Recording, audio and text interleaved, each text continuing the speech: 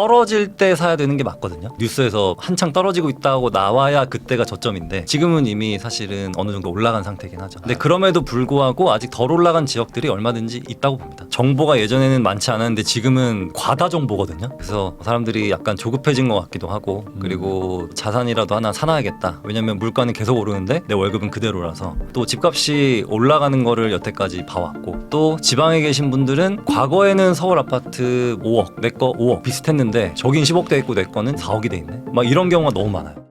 안녕하세요, 부익남입니다. 오늘은 이제 부동산 투자자이시자 웹툰 작가라고 해야 될까요? 그다음에 이제 시나리오도 쓰시고 나의 돈 많은 고등학교 친구를 또 쓰신 송희고 작가님과 함께 요즘 부동산 분위기부터 이제 앞으로 또 어떤 투자를 해야 될지 이런 이야기 한번 나눠보겠습니다. 작가님 안녕하세요. 네, 안녕하세요. 오랜만에 또 나와주셨는데 그 사이에 또 바쁘셨죠? 네, 이것저것 집필 활동도 하고 네. 거기다 이제 또 시나리오도 쓰시고. 네. 네. 그래서 지금 드라마 지금. 네, 드라마는 아마 올해 말쯤에 촬영이 들어갈 것 같아요. 네, 제가 개인적으로 저도 그 웹툰을 잘 보고 있습니다. 네이버 웹툰. 네. 거기 이제 그 김부장 이야기 저도 잘 보고 있는데 오늘 이제 작가님으로 모셨다기보다는 사실 이제 부동산 투자도 오래 하셨으니까 요즘 또 분위기가 또 약간 좀 반전된 것도 있어가지고 맞아요. 많은 분들이 헷갈려하실 것 같아서 좀 의견을 구해보려고 합니다. 현재 부동산 시장을 좀 한마디로 좀 표현한다면 어떻게 좀 보세요? 다시 좀 상승세로 들어선지는 좀 이미 시간이 된 것 같아요. 네. 사실은 작년 12월부터 저는 상승세가 시작됐다고 보거든요. 네.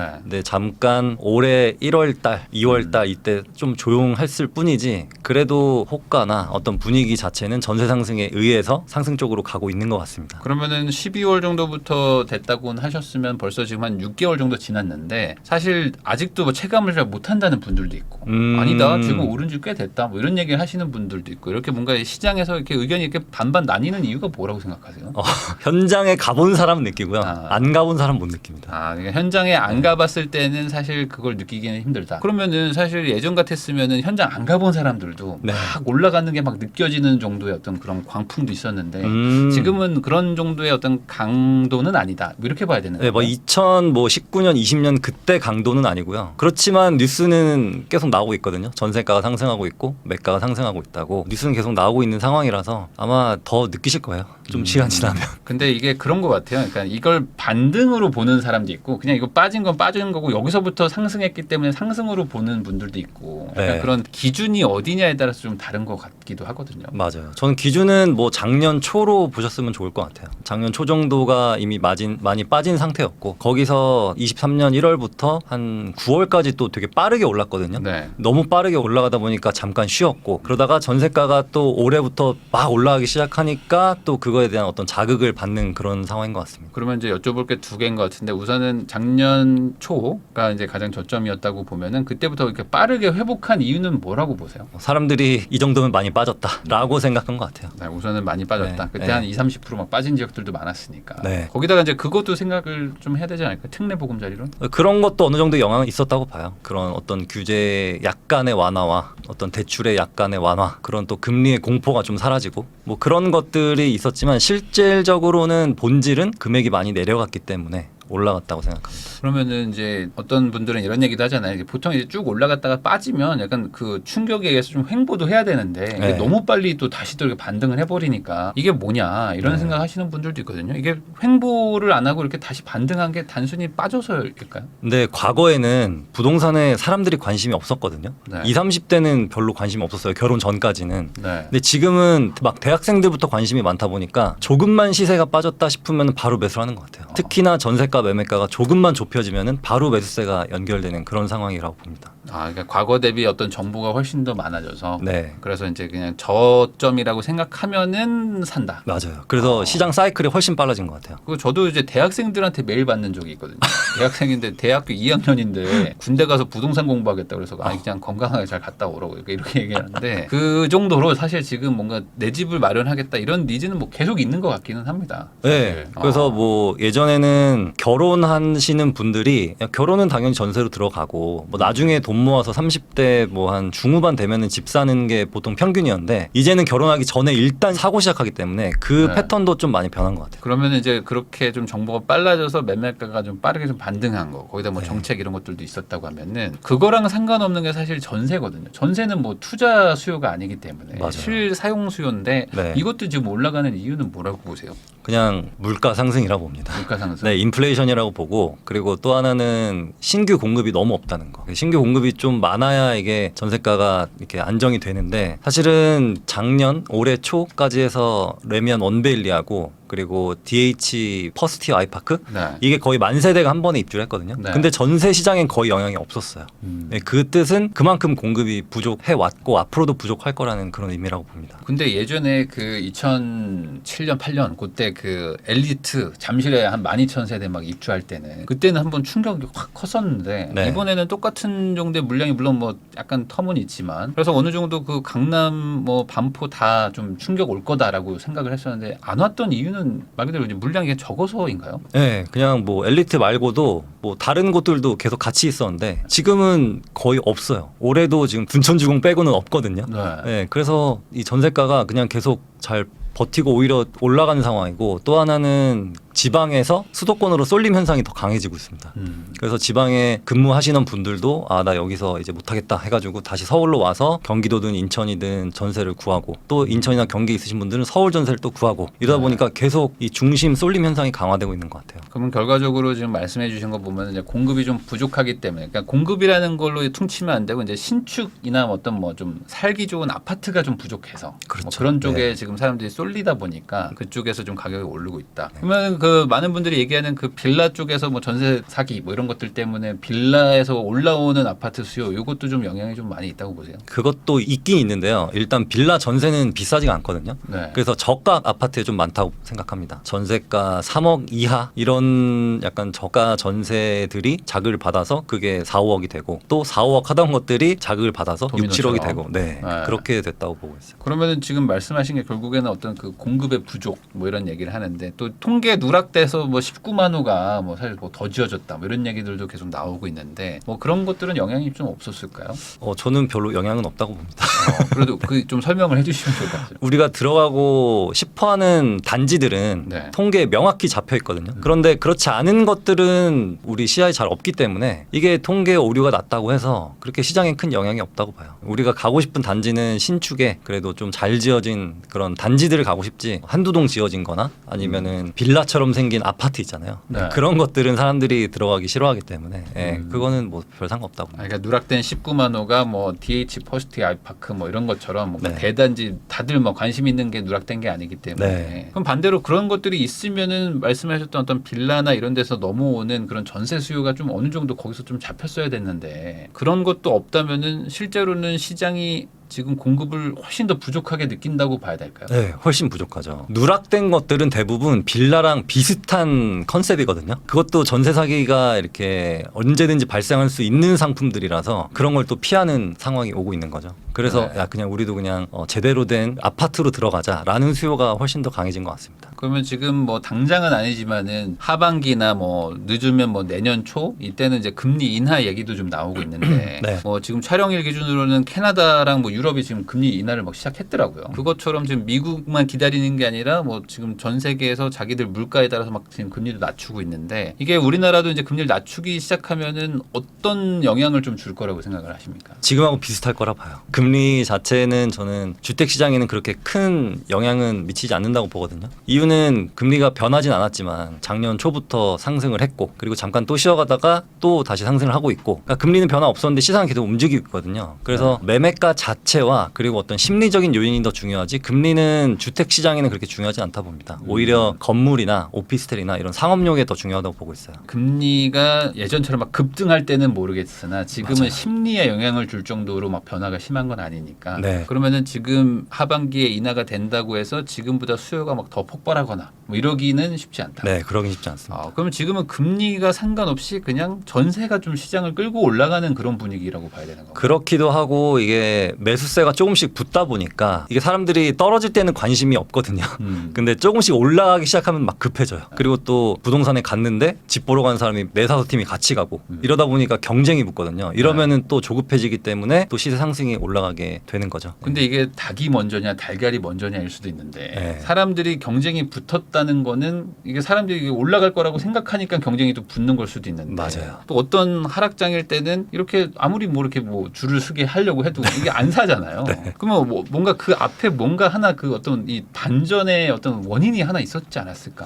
뭐 그런 게 뭐 있을까요? 아니면 그냥 SNS 단톡방 이런 것들이었을까요? 그런 거는 별 영향 없었다고 보고요. 누군가가 좀 용기 있는 사람들이 특히 발 빠른 사람들이 있거든요. 그런 분들이 사기 시작하면은 이게 다시 매수세가 일어나면서 그게 좀 중요하지 않나 싶습니다. 저는 약간 이런 것 있는 것 같기도 해요. 그러니까 지난번 그러니까 1년 전에 확 빠졌을 때 네. 너무 많이 확 빠져버리니까 네. 그러니까 이게 스프링처럼 한번 튀었잖아요. 네. 그래서 이제 그 제일 저점에 누가 잡았잖아요. 네. 근데 이런 거를 예전에는 그냥 누가 잡았겠거니 하고 잘 모르는데 이런 거를 이제 인터넷이나 네. 커뮤니티 이런데 나 이때 사서 1억 먹음 막 이런 걸 막 맞아요. 올리잖아요 사람들이. 맞아. 그러니까 와 이렇게 빠져서 바로 튀네 하니까 이런 걸 또 따라서 하는 게 아닌가. 그럴 수도 있어요. 그래서 이게 정보가 예전에는 많지 않았는데 지금은 과다 정보거든요. 그래서 사람들이 약간 조급해진 것 같기도 하고 그리고 좀 뭐라도 자산이라도 하나 사놔야겠다. 왜냐하면 물가는 계속 오르는데 내 월급은 그대로라서 또 집값이 올라가는 거를 여태까지 봐왔고 또 지방에 계신 분들은 과거에는 서울 아파트 뭐 5억 내 거 5억 비슷했는데 저긴 10억 돼 있고 내 거는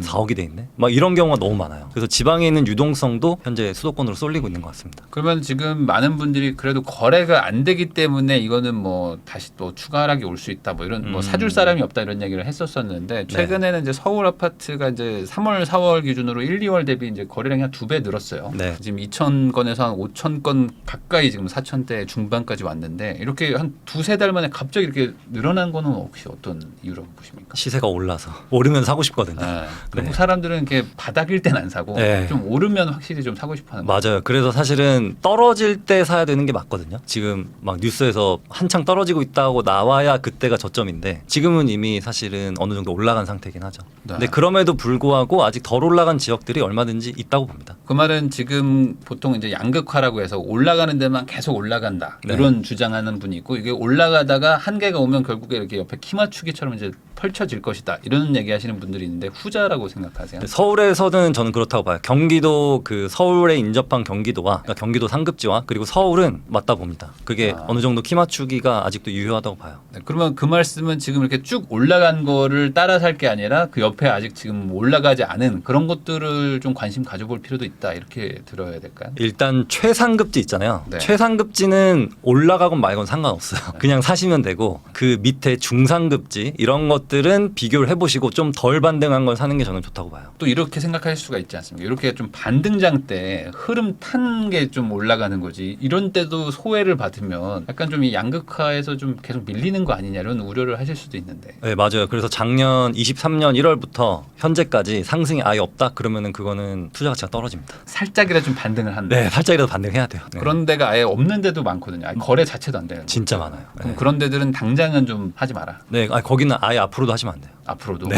너무 단언하시는. 왜냐면 그런 데가 많거든요 지금. 네, 그거는 상승기가 와도 저쪽은 막 쭉쭉 올라갈 때 여기는 지지부진하게 올라갈 가능성이 크고 하락기가 또 오면은 여기가 제일 먼저 빠져요. 그리고 또 반등을 못 합니다. 이러면은 자산 격차가 계속 벌어지거든요. 그런 곳들은 아예 그냥 임대로 사시는 게 좋죠. 그러면 지금 이렇게 약간이라도 반등한 지역하고 네. 그냥 이렇게 횡보든지 아니면 거래가 아예 없는 지역하고 네. 가장 큰 차이가 뭐라고 생각하세요?